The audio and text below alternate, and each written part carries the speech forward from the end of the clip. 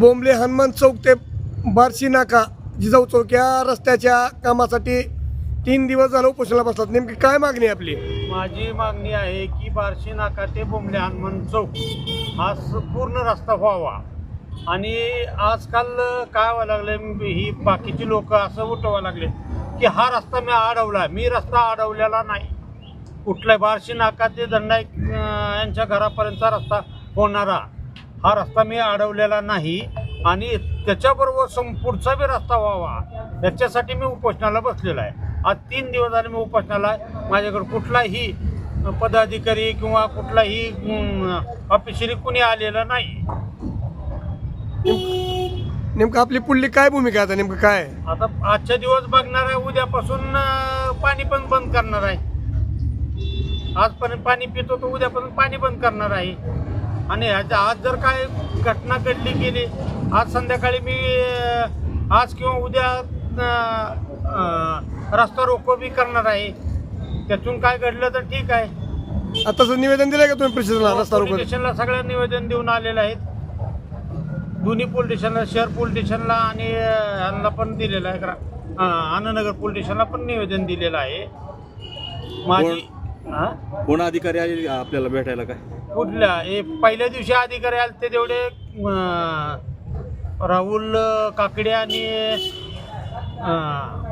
गोरे हे नगरपालिके 2 आलते. आणि काही त्यांचे पदाधिकारी आलते भाजपचे.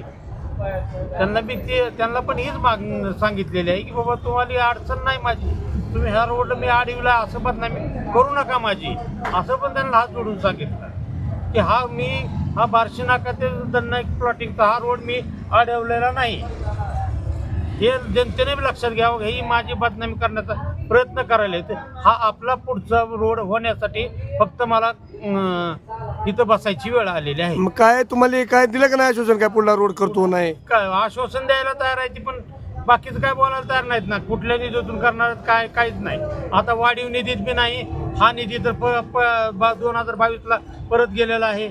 मग आता हा रोड कशात करणार आहे ती, त्याचा मला ठोस काय तर द्यावं लागेल ना. पण रोड ही 2-3 वेळेस रोड झाला की मागच्या 1-2 वर्षी झालं की. मग नेमकं काय कसा रोड काय झालाय रोड?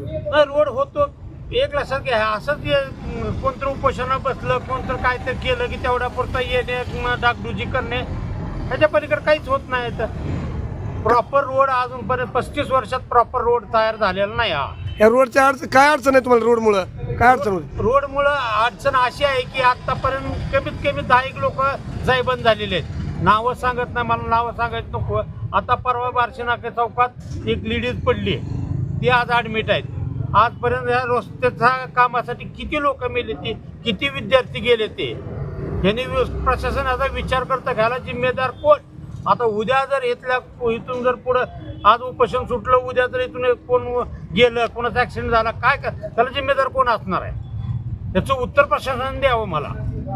मी काय कुठला राजकीय पुढारी नाही, कुठल्या पक्षाचा हे नाही किंवा काय, सर्वसाधारण माणूस आहे मी. मला फक्त एकच पाहिजे की हा रस्ता चांगला झाला पाहिजे, सगळ्याचं सुखसोयी झाली पाहिजे. त्याच्या पलीकडे माझी दुसरी कुठली मागणी नाही.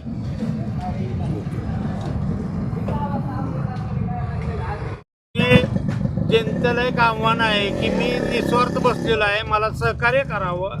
आणि आपला रोड कुठल्या निधीतून नगरपालिका करते का कशातून करते आपल्याला काही घेणे देणं नाही. आपल्याला फक्त रस्ता होण्याशी मतलब आहे. आणि तो रस्ता आपल्याला बोंबले हनुमान चौकापर्यंत व्हावा, याच्यापेक्षा माझी वेगळी काय मागणी नाही. आणि ती नगरपालिकेनं कुठल्या निधीतून करायचा, कसा करायचा हे त्यांनी ठरवावं. त्यांनी सांगितल्याप्रमाणे लगेच आम्ही उपोषण सोडायला, त्यांनी रस्ता करतो म्हणून लिखी दिलं की मी उपोषण सोडायला तयार आहे.